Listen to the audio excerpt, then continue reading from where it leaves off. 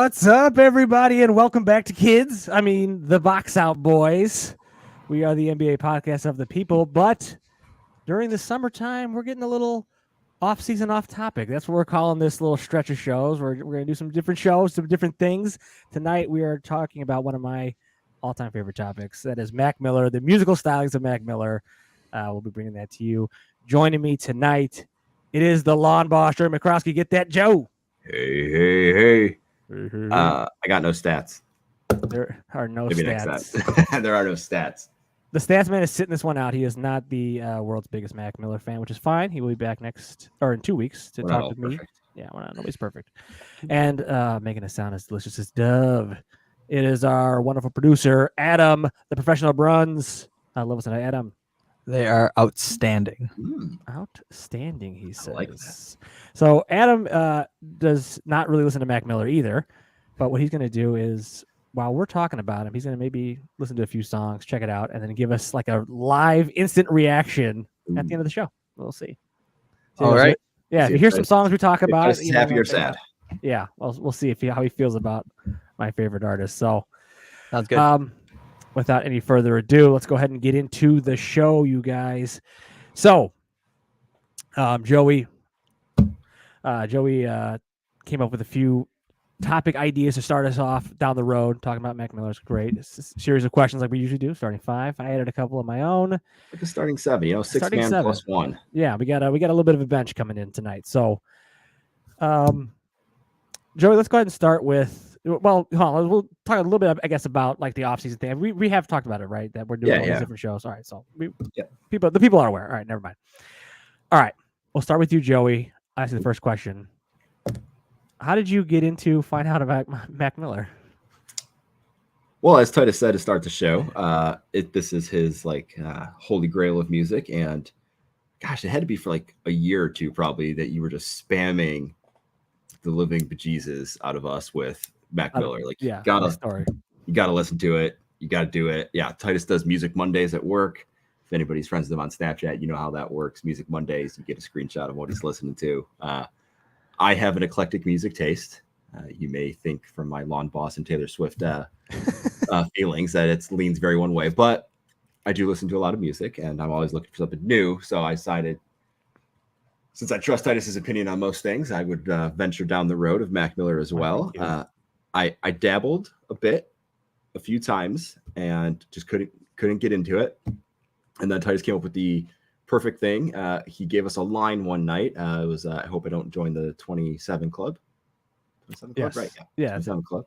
And I was like, oh, that sounds like a pretty deep line. And Titus also said, hey, you got to listen to these albums in order. You got to start at the beginning, and you got to go one by one all the way through. You can't just jump around, listen to top songs. You gotta stick through each album song by song and get the whole experience. And I started a workday doing that, and by about album 2, Kids, I was hooked on a specific song, which we'll get into.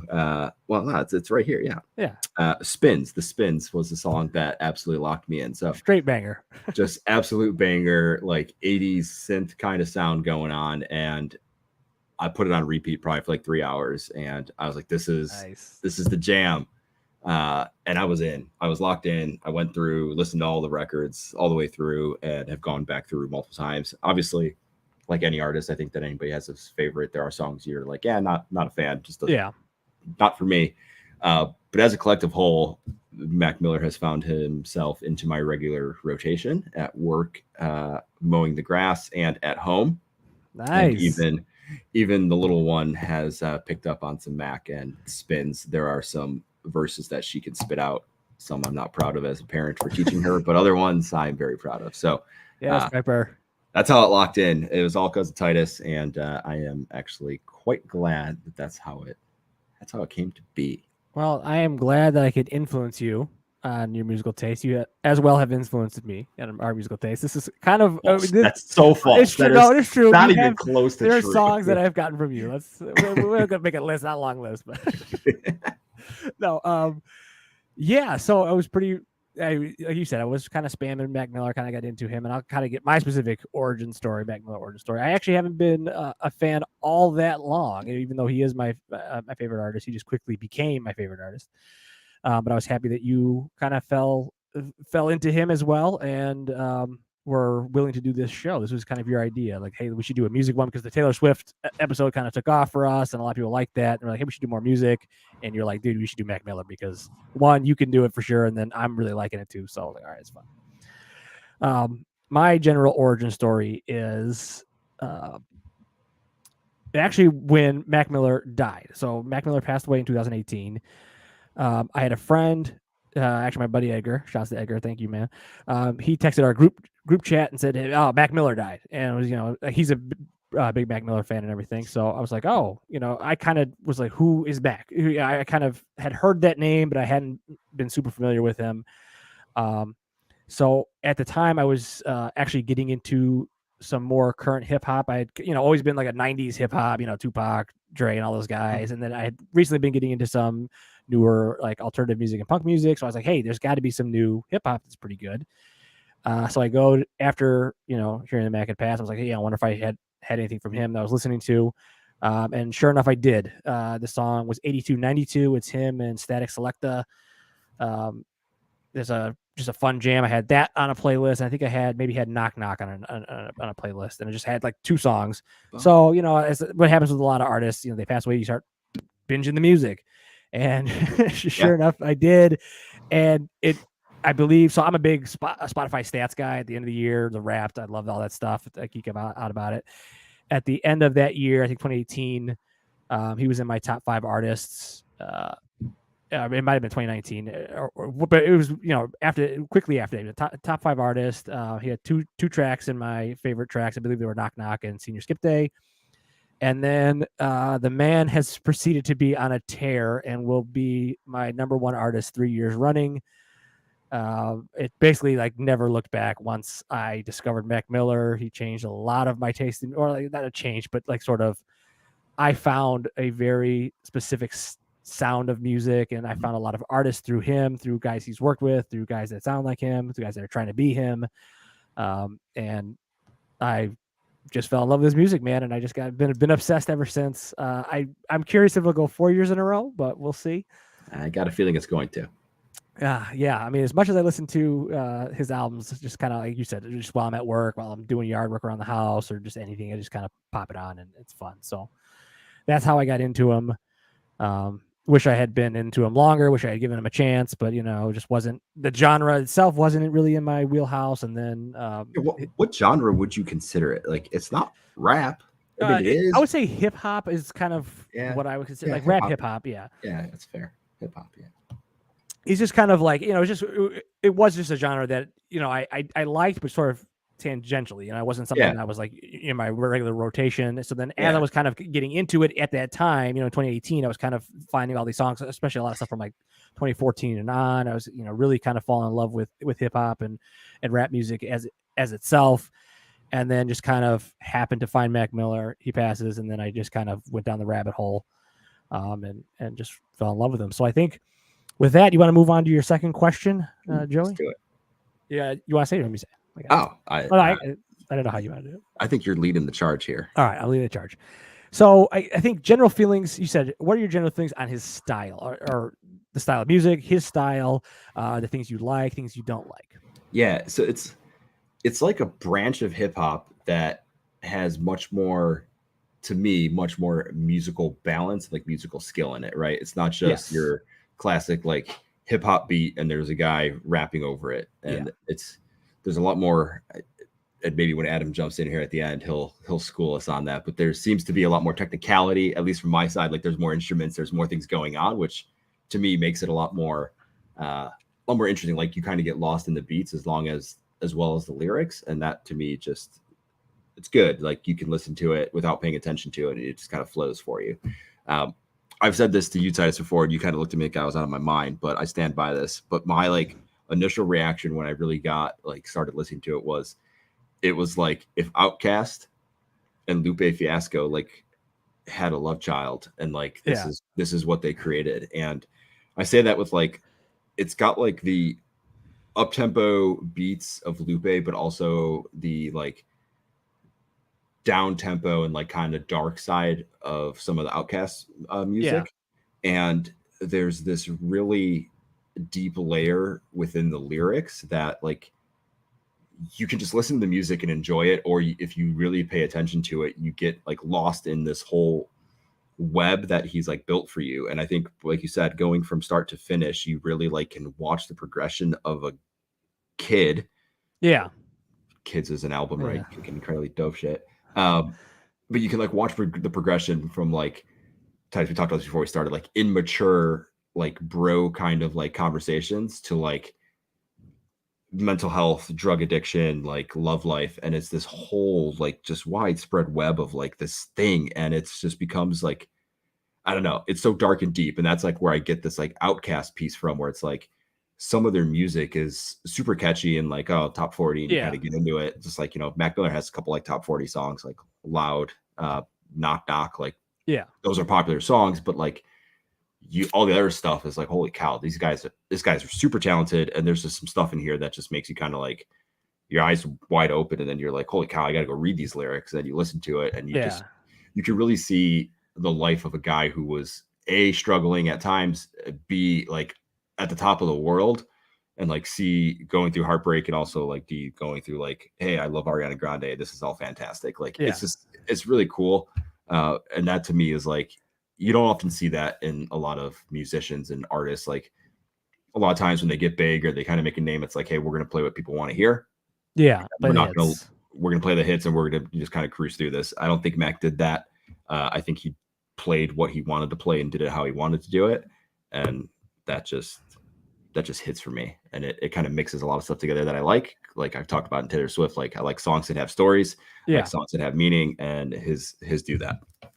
No, I honestly, you basically hit the nail on the head. That's pretty much everything that I love about him.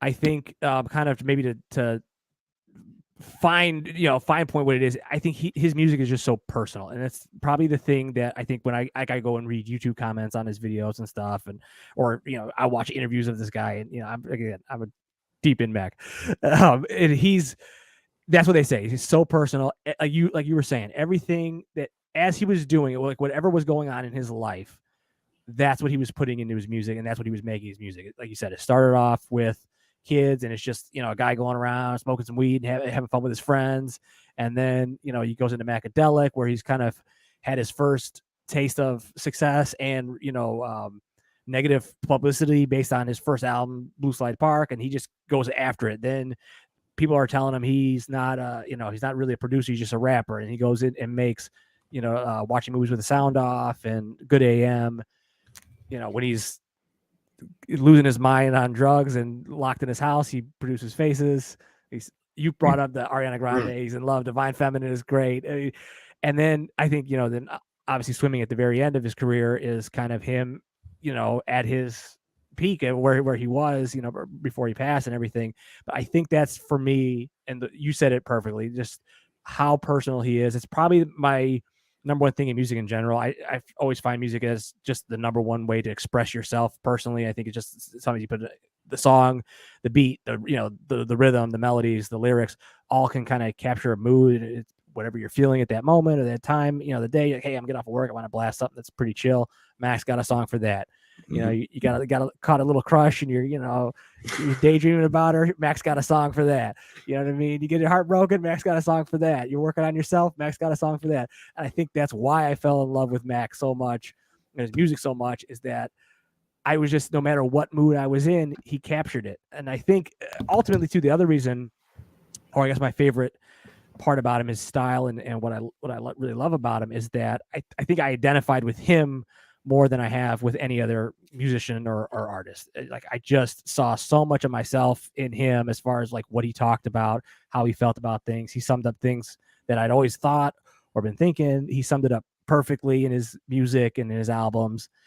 And to your point, going back about sort of how, how good the music is, he really strived to make actual albums that hung together, albums that flowed and felt like a story and felt like a journey. I mean, there's a lot of guys doing that now too. Kendrick's doing that, to name one guy that he put on a great album this year too. If you haven't listened to that, that's awesome.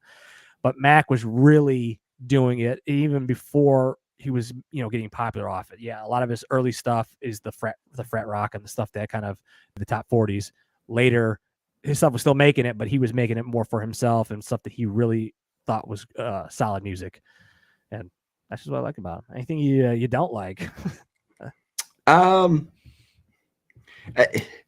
There is a part of me that like, while I do very much enjoy the progression of like his music through like his life and like him making music about what he's feeling and like what's important to him at that point in time.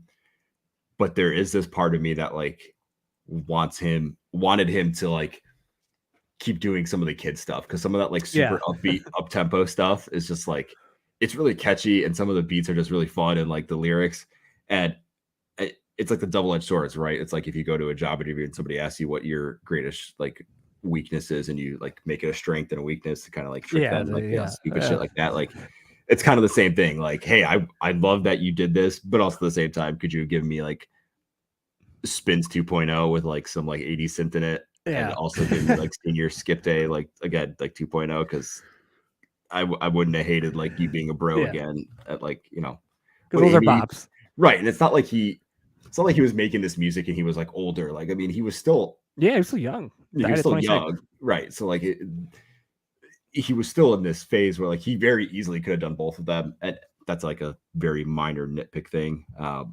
But one thing that you mentioned that I forgot to point out, like the way the records flow. Yeah. And like, I think Adam, even when he comes back in, like he's talked about this, I think with the Beatles doing it, like that the way that like song to song, it just flows together and there's not this like break. It's like everything kind of like really blends together in a nice package. And a lot of his songs, a lot of his records really do that. When we get to, I think one of your questions, Titus, is, new listener, what's the album you're choosing for them? The one I chose, I think, depicts that the best. That it's just like every song fits together and it's like one continuous big loop, and it is pretty intense. It's well thought out. Yeah, I would point people, if you are kind of curious in that side of it, I would point people to the Dissect podcast. They did a season on Swimming in Circles, his last two albums, and they really go in depth on Swimming, about how sort of, the songs, like the chord progressions carry over between songs, how he hints lyrics in a song that's, that references a song that's coming 2 or 3 tracks down the road. It's wild, just like how much thought he had put into it, especially in that particular album. And then I think, a lot of his albums are very similar to that. Divine Feminine for sure is like that. But that's definitely something, as you listen to multiple times on stuff, you start to pick that up, be like, oh wow, yeah, that flows really good. Or you put on some of his albums and you just get lost in it. You can just turn it on. You don't have to. There's not a skipped song. There's not okay, that was a a tonal shift. It's just it's like one big song. Yeah, it's nice. Yeah, it's very different than other types of music, like rock music or like country. You listen to an album and it'll be like, hey, here's 2 upbeat songs, and then here's like a ballad, and then like, okay, here's another upbeat song, and then here's a ballad. It's like, if the album is a ballad for Mac, like the whole album is a ballad. Like this is where he's at, and that's what you're getting. And like, I mean, he was releasing albums like every year for like a 3 or 4 year stretch. Yeah, so like you weren't getting these like long drawn out periods where he was like just debating like, oh, I got 50 songs and I got to pick the top 10 to put on this record. It was like, no, this is where I'm at in my life, and I'm just going to sit down and write a bunch of music. And it's going to come out, and it's going to be what it is. And by all stories I've heard about, he's a workaholic, just always in the booth and always in the studio, just doing stuff. And it's awesome. It's awesome. All right, this section might take quite some time here. We'll see. What is your top line, top verse? Well, you can, either one of those. I can start with that and maybe do them both. Yeah, man. I went more with a verse. I didn't go line. A lot of my lines were, I don't know if I really wanted to. I didn't want to repeat them to be broadcast to I will repeat some, but YouTube world and Buzzsprout world and all that stuff. But the verse that I chose is off of 100 Grandkids. Oh, nice. All right. Hell yeah. So it's like it's pretty early on. I think it's probably around like the 1 minute song. I don't know. I'm just gonna read it because I don't want to sing it because I don't want. I know. I was thinking that how am I gonna do? I sang once on the podcast, and maybe I'll do it again for Christmas this year. But outside of That's it. Yeah. All right. So it was Now We All American. We All American. I swear to God, I put the hero in heroin. Yep. These flows, kilos. I could sell snow to a ski slope. I could sell evil to the devil, non-believers to a temple. Shit, I could sell water to a speedboat. Yeah. That just to me is just like, it makes me think of that like old adage, like, oh, like this guy could sell, what is it, ketchup flavored lollipops to a woman in white gloves. Yeah, from Tommy It's like, Boy, right? like that doesn't make any sense. It does, but like it's stupid and funny. It's like, no, he just wrote like 6 lines and he just put this all together. And for some reason, like if you ask me like walking down the street, what's your favorite Mac Miller line, I probably wouldn't say that. But when that song comes on and I hear that, I like pause it and I stop and I smile and then like I go back and I read it. Like I like read the lyrics as he's saying it because it's like super easy to understand. You can follow along with it. And it's like, dude, that's so fucking clever. Like, because I'll snow to a ski slope, water to a speedboat, non-believers to a temple. Like it's perfect. Yeah. It's just perfect. Like he's basically saying, I'm the greatest. I could do anything that I want. And all these things that are seeming like impossibilities. Nah, I got it. I could do it. And that to me just makes me smile, especially because the song is called 100 Grandkids. And the whole thing is about, he promised his mom he was going to give her grandkids and he's not doing that. So he's also talking about at the same time he can do whatever the hell he wants and he's the greatest at everything. It's awesome. Yeah, that song is definitely him at one of his peak of like just bravado, and he's just going to town. I really love like that.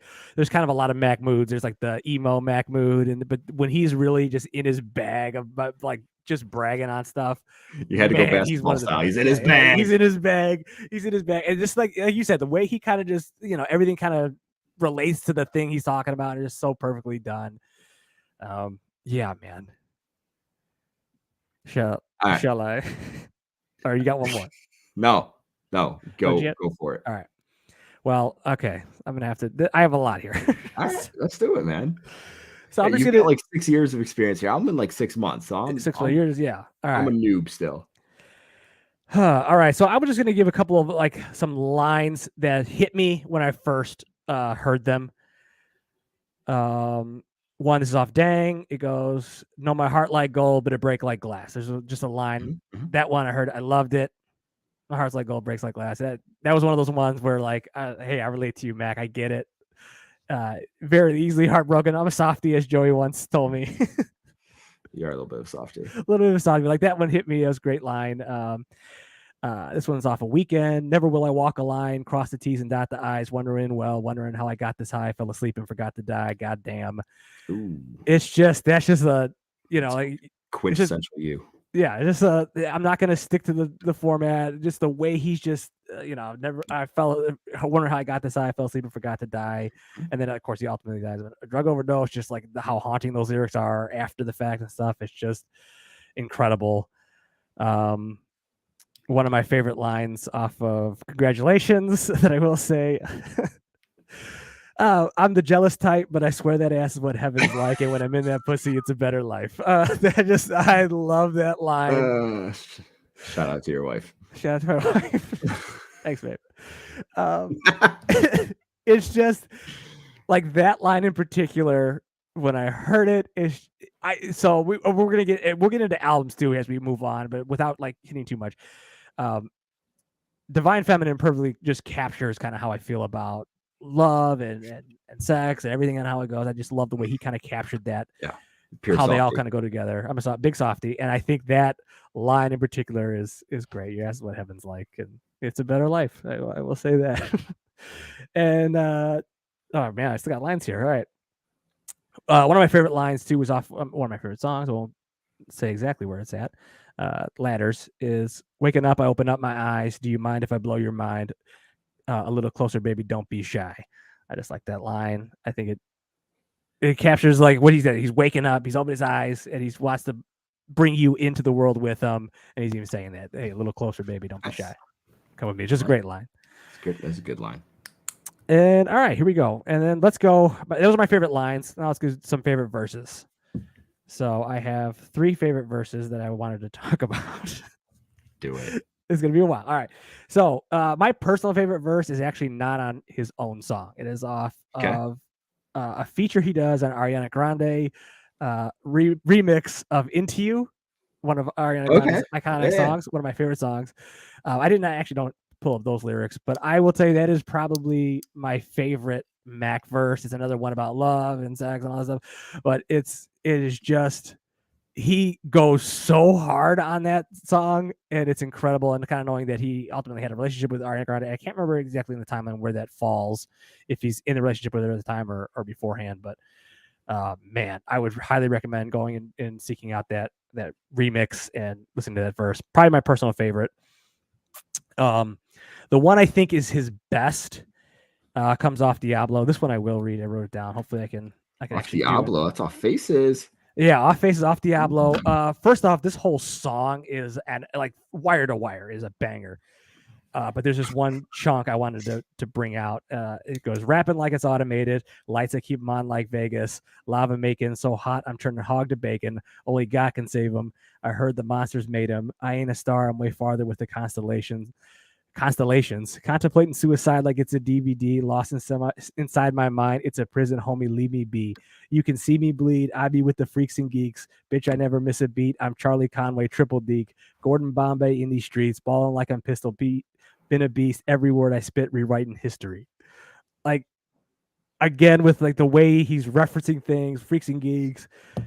Charlie Conway, triple deke. As a 90s kid who watched Mighty Ducks, that hit me perfectly. There we go. I think Adam's doing something. Somebody's doing something. Adam's tinkering. I love it. Then he, flows into Gordon Bombay in these streets, balling like it's Pistol Pete. We're about a basketball podcast. Had to slip some basketball in there. But man, that is just a vicious line. And the whole verse around that second verse in Diablo is insane. I would highly recommend that. It's a good one. And then the last one I got, and we can move on. I got one more too. When you got one more. All right. No, you go with yours. All right. Yeah, I'm gonna go with mine, and then this one. So this one is off Circles, off his posthumous album, off the song Circles.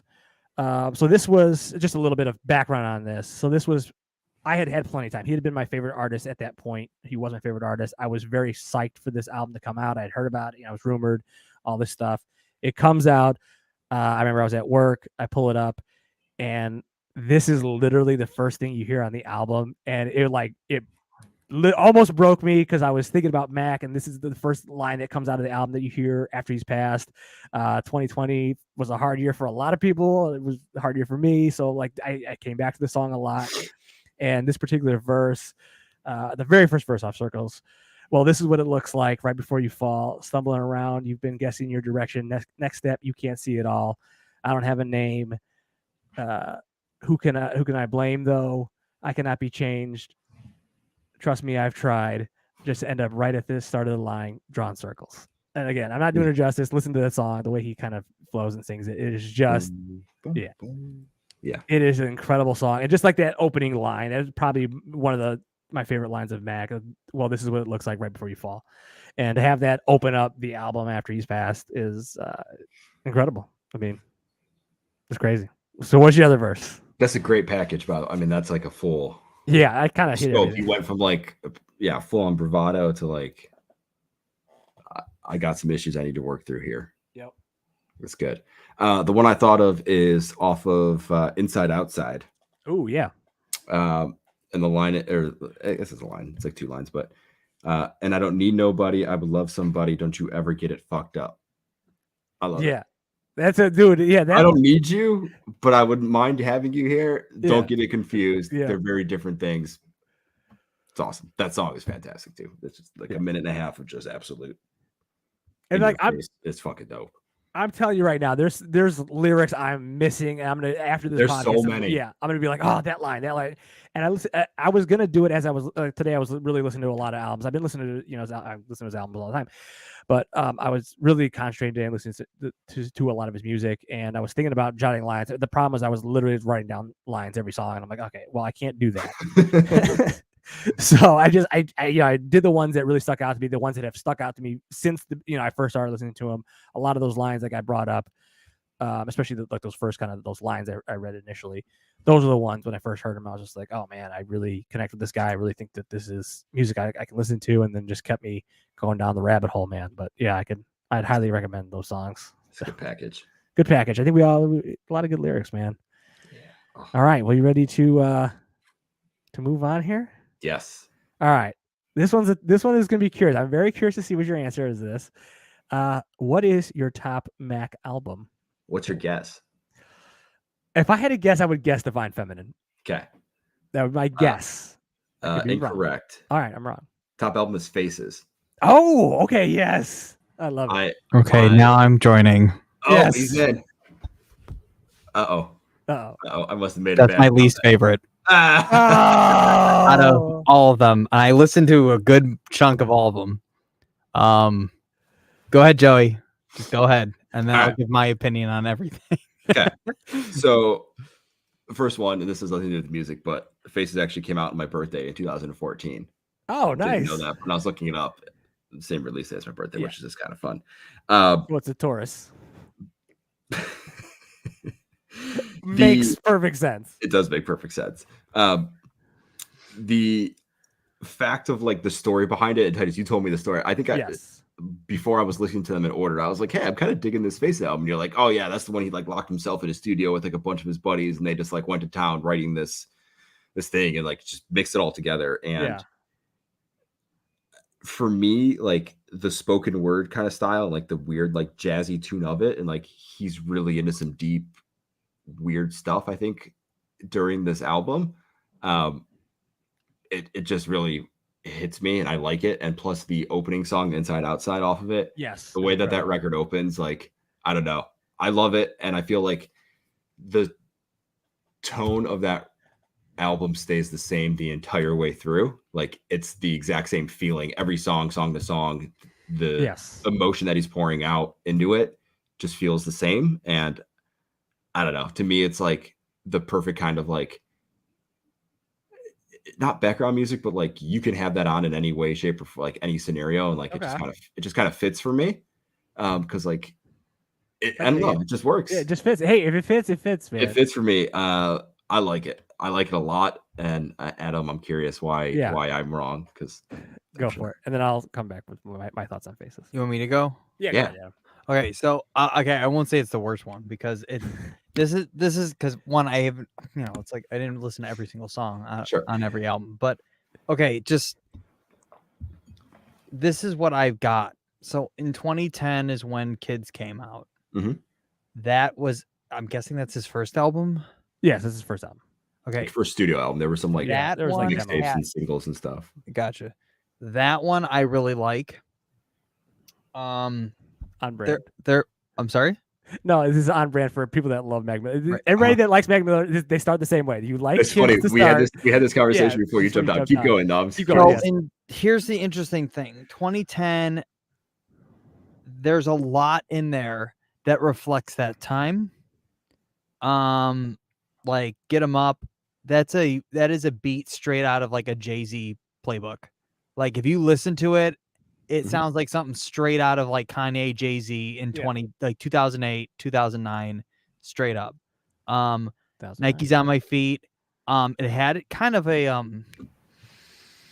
the beginnings of like electronic drums. Some of like the kicks and the snares are not exactly hip hop. They're a little bit more processed, which is cool. Spins is great. So good. Spins is great. Don't Mind If I Do is basically just sampling Fireflies and putting a beat to it. Fair. Which is, I mean, fair and very sampling obvious. was getting even more big. Like, or I should say, sampling other songs was becoming a renaissance. It was like seeing a renaissance then. At the same time, Fireflies just came out like that year. So you're like sampling a song that just came out, which is kind of like, all right. Paper Route kind of had a like, I don't know what this would be, but like a T.I. Rihanna edge to it, like in the beat and the music making. It had that weird late 2000s type sound to it, which is cool. Again, it's 2010, so I'm expecting that. And then Kool-Aid and Frozen Pizza, that was very old school sounding. And that was very cool. And like I feel like Kids is very good. Now jumping way ahead to 2018, I think this is 2018. Swimming? No. Wait. I think I meant 2020. Hold on. I think that's the Circles album. Yeah, Circles is the podcast which one. Yeah, that's 2020. Let me ask you this. Okay, so obviously he died in 2018. So this is the stuff that he hasn't released, or are these things? So, background on this: he was planning to release a double album called "Swimming in Circles." So, "Swimming" was completed before he died, and "Circles" was basically completed. They had the track list. They had, it wasn't quite finished yet. So that's the only reason why his family okayed finishing it, because like the guys that had worked on it all kind of knew what his vision was. It was actually, speaking of things like I wish we could have gotten, like Joey was talking about earlier, I was going to bring it up, is that it was theoretically, or there was rumors that there's going to be a trilogy called "Swimming in Circles Till Infinity," and that "Swimming" is his kind of experimental, "Circles" is extremely experimental for him, almost like a singer-songwriter album is what it's been referred to. And then "Till Infinity" was going to be him returning back to rap, and he was going to, I really would have loved to see a mature Mac just go to town. So I was gonna, that's what I was gonna say, and I'll get to the middle stuff because I have my own opinion on all that stuff in between the 2010 and 2020 albums. So 2020, when he released, or when they released Circles and he did it, I felt like it was a more refined Mac Miller. That was someone who had a vision who then did it, and it sounded like him. Some of the cool stuff like he was doing, like in Blue World, he has like cool like vocal chops there. Good News, it's kind of like a chill, just sampled, like neat little thing. And then I Can See was like straight up, it's crossing into R&B at that point, which you're saying with like a singer songwriter for sure. I feel like though, like that to me is the first time listening to all this stuff that he sounded like him. And now I'm gonna get into the other albums. So what do you think? Some of a little quickly here, but go ahead. Yeah. That whole middle between 2013 and right before 2018, it just sounded like he was literally just figuring himself out. I didn't like any of it at all. And it funny enough, I heard "Here We Go" off the Faces album. Is that the Faces album? Yeah. And I'm like, God, that sounds like Action Bronson. The album before he did a song with Action Bronson. I don't think that's, I don't get it. I feel like that's like now he's being influenced by other people and starting to sound like them, even in the beat. Not that that's okay or not okay. I just don't understand then as an artist what you're going for if you're just literally ripping someone off. My personal opinion, I just don't get it. Usually as an artist, like I guess what I'm getting at is Kids is so him. Yeah. And then it was just not him until the last album. Yeah. And I feel like, oh, now we're back to the beginning again, which is kind of poetic in that regard because he started and ended. But at the same time, I was just like confused. I mean, all I'm going to say is 2015, cut the check with Chief Keef. That's enough said. I don't know what he was going for. I don't know what he was trying for. I think he was just figuring himself out. But in the end, I think he returned back to what he was known for and what he was going for. And it just seems like Kids and Circles had an idea and had a goal, and he did that. The other ones just felt like he was just figuring himself out, which from a artist point of view is healthy and totally cool, and I respect that. But from a consumer point of view of actually absorbing that information, like processing what you're listening to, it's extremely distracting. It was in that weird era where like EDM and electronic was like at the top of the charts, and I feel like people were trying to push that into their own music, and some genres could take it and some artists could do it right. Others just didn't understand it, and I think that was part of the problem too. So and then real quick, and then I'll let you talk. As far as the rapping goes, it's just a hit or miss for me. I'm not a big for him as a rapper, I didn't really feel anything for it. It felt kind of dry. Especially in the later ones, especially like in what was it? Like in Swimming. it's just mumbly. I just didn't get into it. It sounds messy. Yeah. Which again, I don't know what was going on with his life, but even still, like, it started getting into like a more mainstream messiness, and I'm just like, I have no interest in that, and maybe that's just not my style. But like, I just was like, okay, next. You know, thank you. Next. Yeah, exactly. The same thing.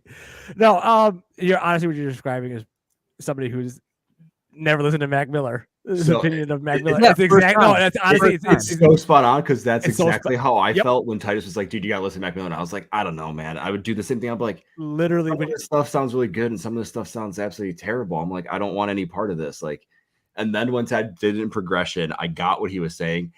I understand what you're saying about Faces. I think the story behind Faces for me makes me appreciate it more. That like, yeah, it was this whole like, I'm going to produce this myself. I'm going to play the instruments. I'm going to do this whole thing, and I'm going to get it done in like 2 weeks.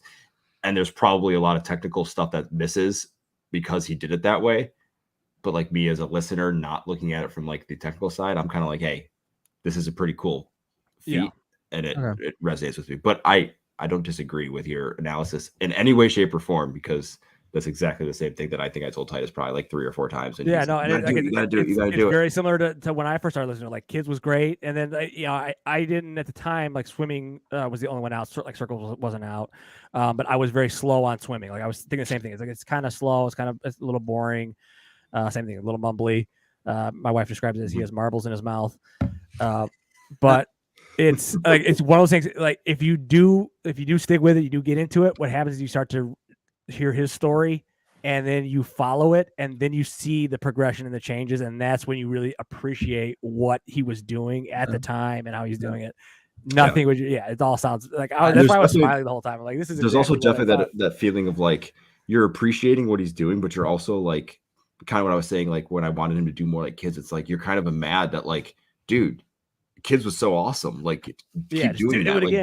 Do it again. But it's like he was like, no, this is where I'm at. Like that was then. This is now. This is what I'm doing, and I don't really care. And like, once you kind of like really keep listening to it, you kind of like buy into that. And maybe that's just and that's what I mean. Like as an artist, I respect that because he was trying different things. Like someone who just sticks in their own lane and then never diverges from it. It's kind of like, all right, well, you're just playing it safe, and that's cool and all, but it's just not. That's not what being an artist is. It's challenging yourself mentally, emotionally, all that. But like, I respect the fact that he's going outside the box of his comfort zone and doing that stuff. At the same time, you're also selling a product. Fair. And if if Cinnamon Toast Crunch came in the box and it was Rice Krispie treats, I'd be like, this is cool, but I don't want Rice Krispie treats. I want Cinnamon Toast Crunch. I mean, I guess that's actually what I mean. That's a really good comparison. Actually, I get that. It makes sense. So, but overall, I mean, like I said, the 2 albums that are pretty much guaranteed when people listen to Mac Miller the first time, like, I like these 2, and that's expected.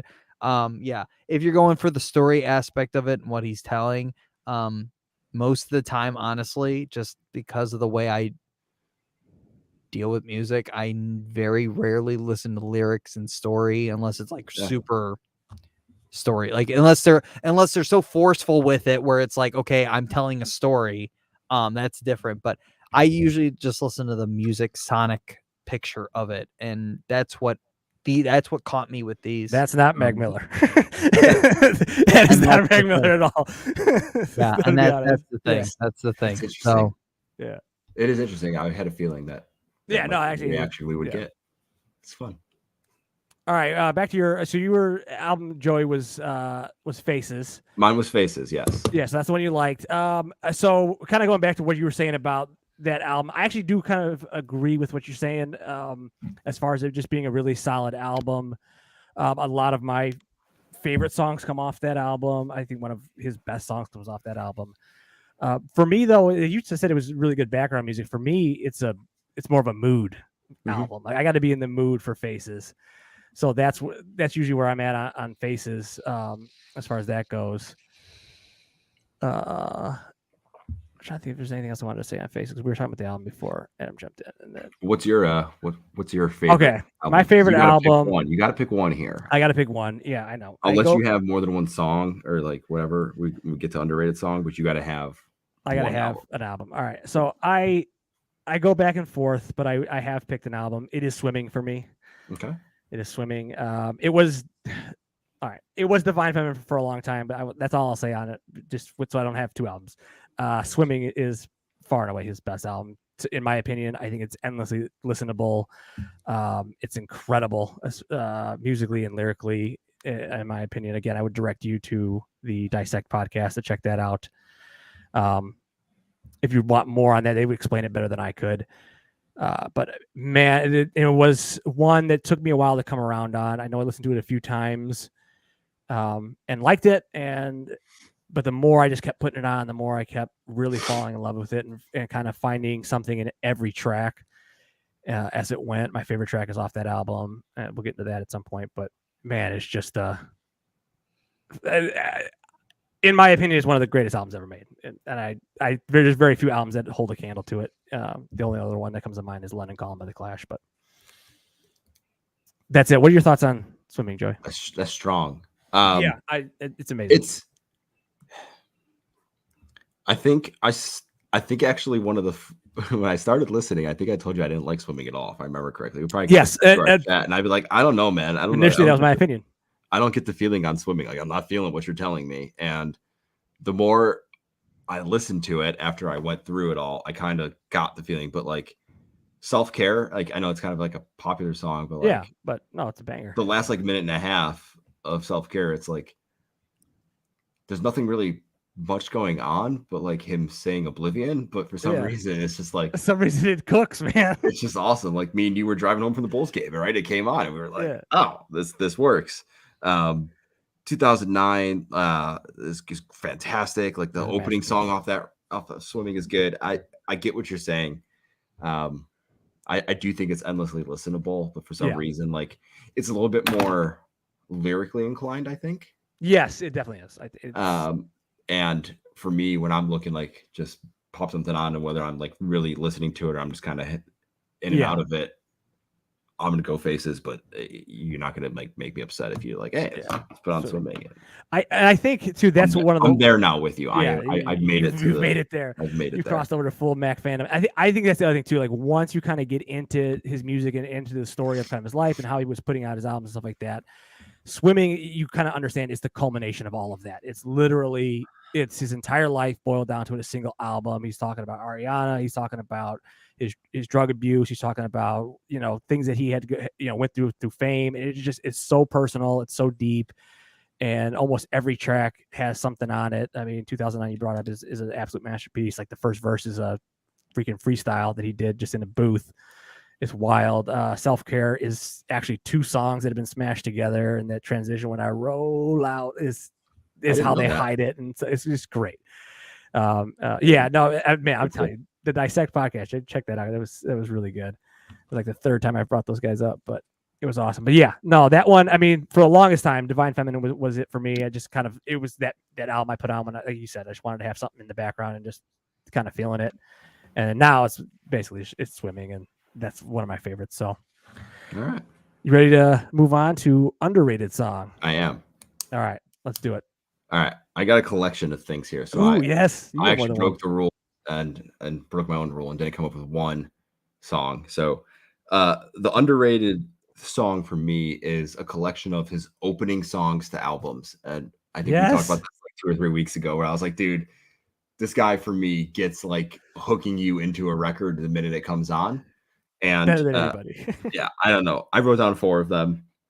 For me, Inside Outside from Faces just absolutely bangs. It hooks, and I love it to death. Like I could listen to that like minute and a half on repeat for a couple hours and just be a happy person.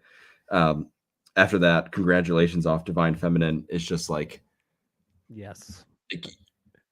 you put that on and you're gonna get a lot of weird looks from people because it sounds like someone's having an orgasm on your phone or your headphones or wherever you're at. But like, I don't know. It just really, like, the whole choir thing just really works for me. I had Come Back to Earth off of Swimming, And then I had Circles off of Circles as my last two. But like, there's something about like that first song on an album, and I feel like that's got to be one of the hardest things to do as like an artist. I have no musical talent in any way, shape, or form, but like if I was going to make a record, it's like the first song is the one that has to hit, right? When somebody like clicks on it or puts it on a record player, or pops the CD in their car, like whatever time period you're in, like the first one they hear has to be the one that like kind of hooks them in and makes you then want to keep going. And if the first one hits, like you're going to listen to them progression. You're not going to start skipping. You're going to, okay, this one worked. I'll keep seeing what happens. And for me, he nails it. So like to me, like an underrated aspect of it is like these quick, some of them are quick, some of them are full on songs. Like the opening of his records and the way that he curated and picked these songs, to me, I think it works. I think it's fantastic. And I think it's probably not noticed as much as maybe as I'm making it out to be at this point. No, first off, I love this take. This is the best take you've ever had on the podcast. I'm just kidding. No, I'm sure you've had better takes, but no, I think you're 100% right, especially those last like 4 albums. He just sets the tone on each album perfectly. You know what's good. You know what you're in for. It sucks you in. I can't listen to Divine Feminine or Swimming without those songs. And Congratulations comes on. It's unbelievable. It pulls me in. I know exactly what I'm getting the rest of the way, and he delivers on it. And I think you're right. That's an underrated part of sort of his musical catalog, is how he was able to kind of bring you into those records for sure. Congratulations is criminally underrated as a song. It's fantastic.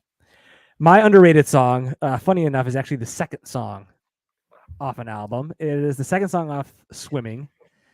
Man, you just said the title, and I'm blanking on it, and I just posted it to my Snapchat story too. What is the first song off Swimming? Come Back to Earth. Come Back to Earth. That's what it is. All right, I love Come Back to Earth. That's one that sets me up for the album too. But then it goes right into Hurt Feelings, and so he sets up the Swimming perfectly, beautifully, and then throws an absolute fastball in Hurt Feelings. And that to me is, I really wanted to do a little more research on as far as listens and stuff. I just didn't get time to do it, but that's the one. Wow, it was wow, yeah, that one. Initially, when I was listening to that album, it was just kind of one that was like, okay, I was like, all right, fine. And then like as I listened to it more, I'm just like, man, okay, this song he just cooks the whole way through. He's got some great lines in that one, and doesn't get you were saying Self-Care 2009 kind of get a lot of the hype off of that album, but that song for sure, if you're gonna listen to it, it just pulls you. If Come Back to Earth sets you up for the album, Hurt Feelings pulls you in. I like it. That's a good description. Hurt Feelings is good. Yeah, man, it's good. Wow. I just back. I just listened to What's the Use? Yeah, What's the Use is great. That's a funky fresh beat right there. That's something fun right there. That's Thundercat right there, man. That's a funky fresh beat. Yeah, just that driving feel, and then just with that I mean, it's just bringing a lot. It's interesting. It has a lot of modern mixing to it, but then the sounds are very 90s esque. It's G-Funk. Yeah, it's definitely, that's cool. Like I said, Swimming isn't a bad. I didn't feel like Swimming was a bad album. I just felt like, no, you just have never listened to it before, man. It's all right. No. I mean, just to get that clear, like Swimming into Circles, I feel like is, again, he's figuring it out as far as what he wants to go toward.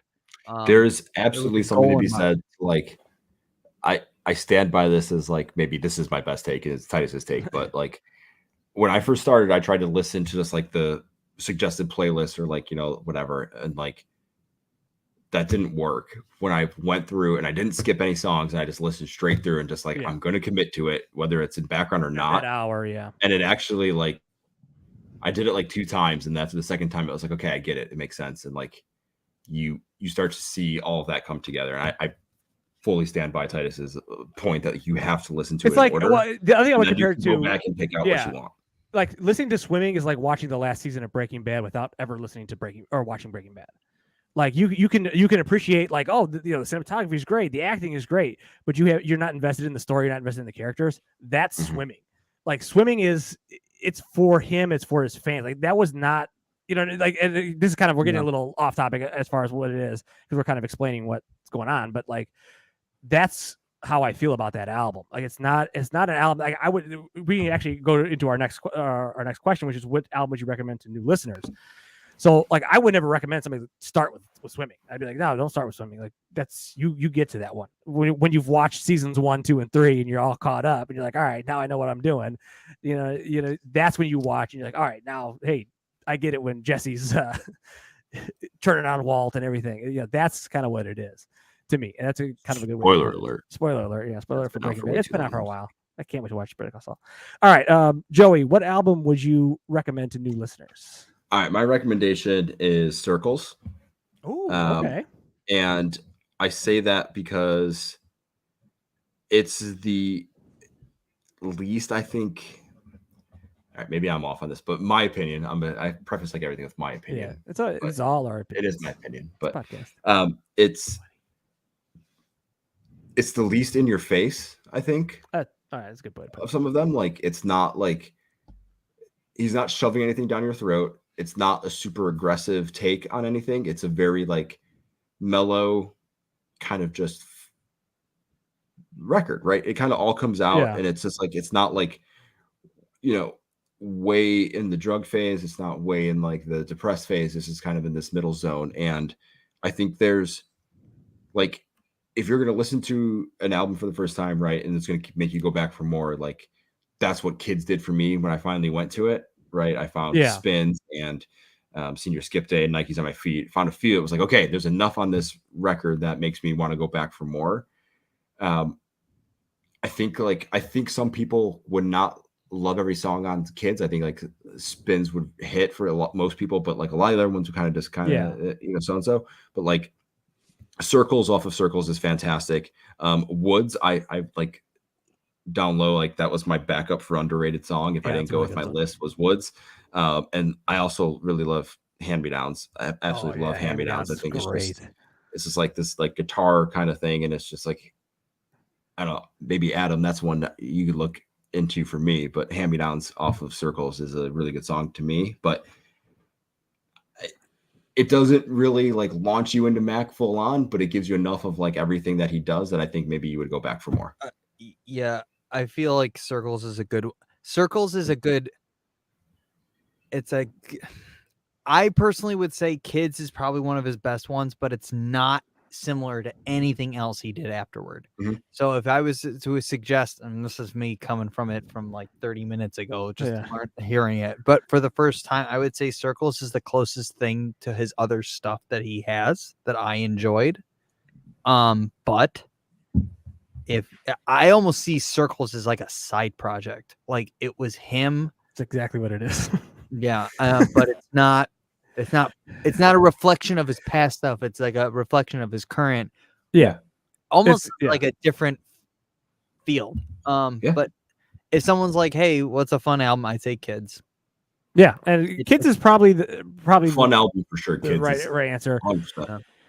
What's your favorite favorite album that? So honestly, this is a question I've struggled with because like I want to tell you go listen to Divine Feminine, go listen to Swimming. I just know I can't because I know it's not going to be for everybody. So I will steal somebody else's answer. I forget exactly where I heard this. It might have been off the Dissect podcast. They said Good AM, and I kind of agree with that. Good AM it's after his drug phase and Faces, but he's still mostly rapping at the time. But it's a good album where it's kind of dead center in his career.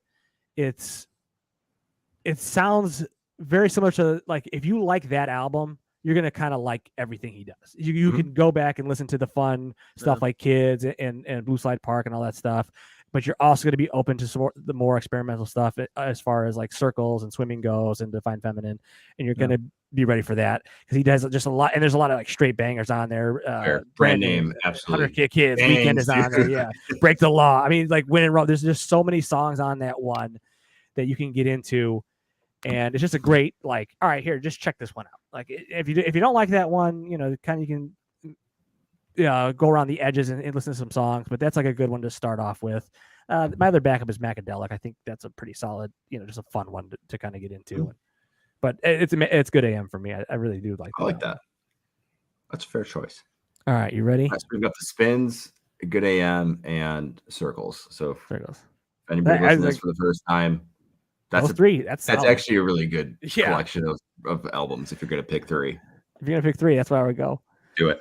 All right, are you ready, Joey, for our final question? Yes, I am. All right. I'm committed to it. I've been scribbling notes, and this whole time I'm ready. I'm gonna do it. So we'll pretend a little bit of basketball podcast. What is your Mac Miller starting five, Joey? All right, number one, off of Kids, it's the Spins, because it's the one that got me hooked, and that song comes on, and yes, grabbing on my sheets and hitting notes like you, Mariah. Yes, can't beat it. Wait, this is no particular order, or is this number one? Oh, this is in order. All right, so that's number one. That's number one. I'm going best to all right. Well, best to worst of the top five. Number two is Inside Outside. Ooh, all right, man. I had Brand Name as a backup number two, but I've chosen to go with Inside Outside because I don't know, the little trumpet sound in the background. I love it, and I have to have one off my favorite album because that would be wrong of me if I didn't do it. Number three, Self Care. Oh, all right, man. I like it. The fact, like, now that you even told me that was two songs merged together, it makes me even like it even more. It's the Oblivion thing at the end. I don't know why, but it's just fun to sing along. I like it. It's just like a cool. Number four is Woods. Woods. Oh, okay. Yeah. Sneakily love it. Absolutely. I'm gonna have to, I've heard a lot of love for that song. It's just one that's never hit personally for me. So I'm gonna have to go back and give it another spin. And number five is Hand Me Downs, because I don't know why, but just the bass line in it. Just, I mean, I'd hope so. If you're going to go listen to something, Circles is the one to go to. That's what I said. So it makes sense that I guess I'm heavy on the Circles love.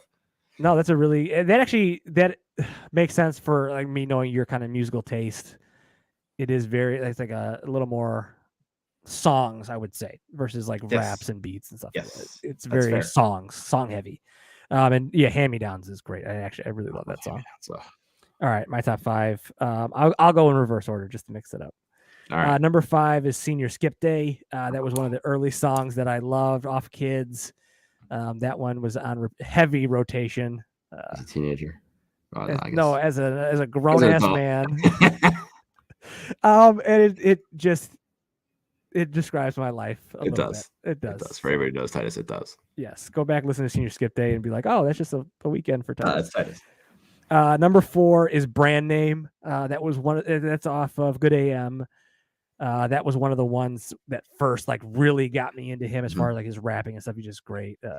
I'm a white rapper. They always call me shady. Got no idea what I'm contemplating. Another great line that I could have mixed in.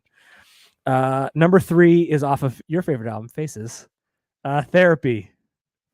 I really love that one. I don't know if you know that one. I'm trying to remember think of the main line in it now. Off the cuff here. Yeah, off the cuff. You know what it's like to hang around a motherfucker like me. That's the main line that I know. It's a great one. Therapy. Go listen to that one. Number two is Dang. That was another one that just early on caught me. That has the line "Heart Like Gold, it breaks like glass." Just so many great lines in that one. One of his more popular songs, but God, I've listened to that a million times.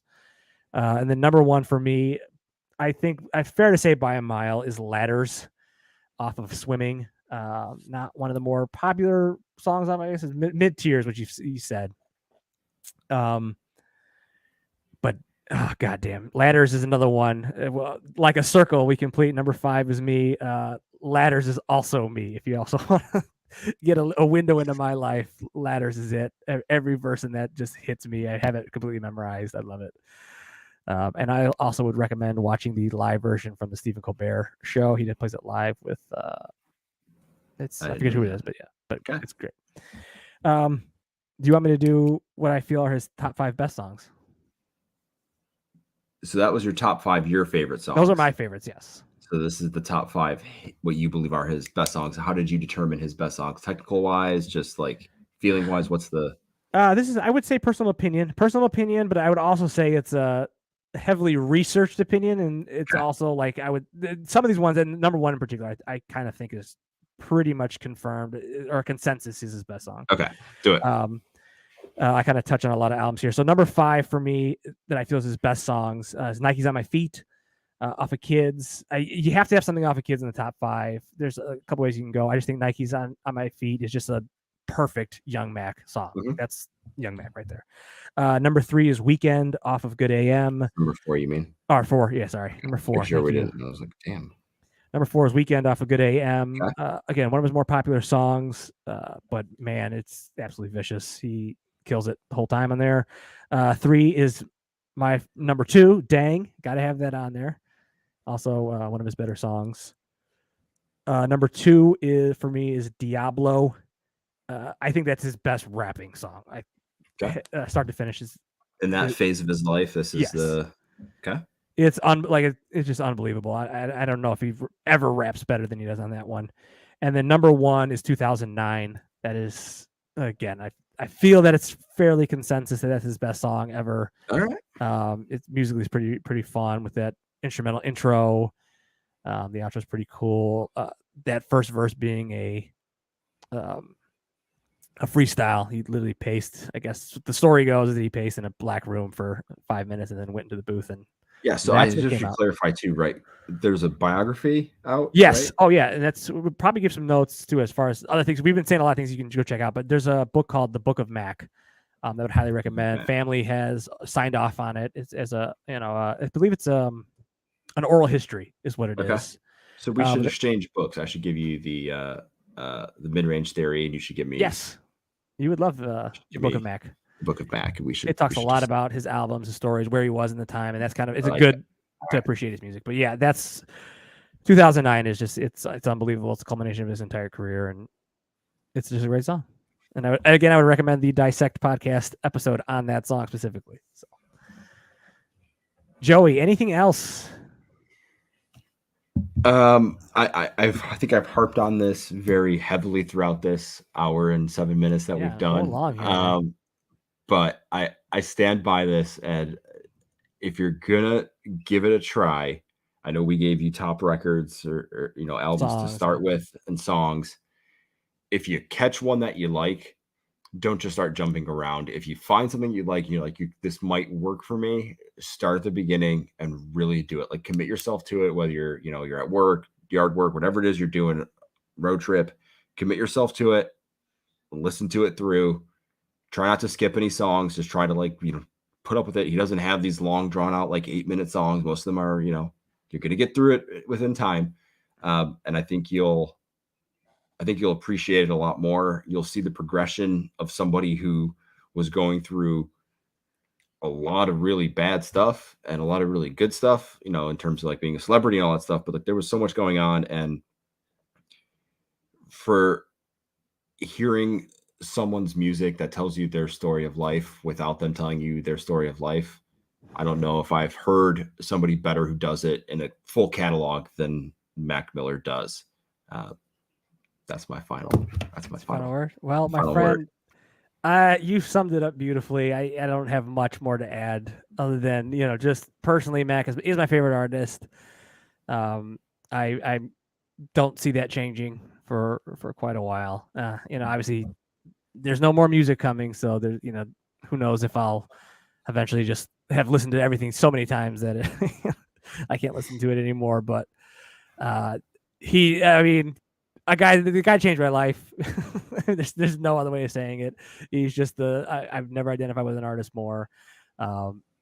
Everything about his music I have fallen in love with, and it's great. Mac, to quote one of your songs, it's a blue world without you.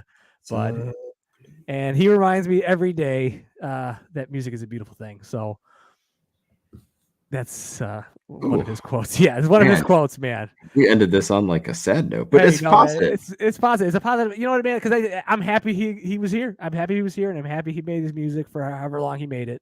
And it was incredible, and I'm glad it exists, and I get to listen to it. There you go. Such a fun thing for me. So I will keep continuing to return to Mac Miller. Amen to that. Well, with that is it for us tonight. So join us next week to talk more basketball. Oh, no. 2 weeks. We're going to talk TV shows and movies. Sorry. You and Chris are talking TV shows and movies.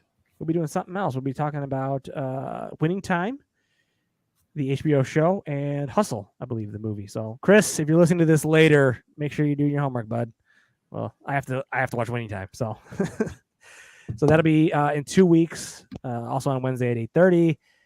But in the meantime, if you want to send us an email or a message, feel free to at theboxoutboys@gmail.com. You can always slide in those DMs on Twitter, Instagram, YouTube, and Twitch at the Box Out Boys. And of course, as always, like and subscribe wherever you listen to this at now. We very much appreciate that. So for Chris, Joey, and Adam, I'm Titus. Until next time, Box Out!